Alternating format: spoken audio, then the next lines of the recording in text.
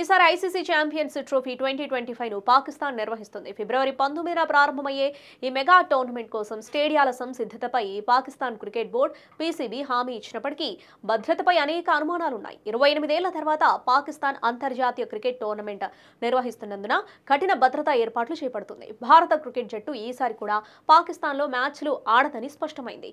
ICC ప్రత్యేకంగా hybrid మోడల్ను అనుసరించి భారత జట్టు తమ అన్ని మ్యాచ్లను యూఏఈలోని దుబాయ్ స్టేడియంలో ఆడేలా ప్లాన్ చేస్తుంది.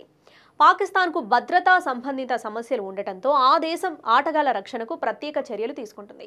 Pakistan intelligence agency inter services intelligence ISI tournament పై నిఘా ఉంచనుంది. అలాగే unit special services group force అన్ని దేశాల ఆటగాళ్ల భద్రతను చూస్తుంది. ఈ దళాన్ని బ్లాక్ స్టాక్స్, మెరూన్ బెరెట్స్ అని కూడా పిలుస్తారు. వర్గాల సమాచారం ప్రకారం జట్లు పాకిస్తాన్ చేరుకున్న తర్వాత ఈ ప్రత్యేక దళాలు స్థానిక పోలీసులతో కలిసి హోటల్ నుంచి స్టేడియం వరకు ఆటగాళ్లకు భద్రత కల్పిస్తాయి.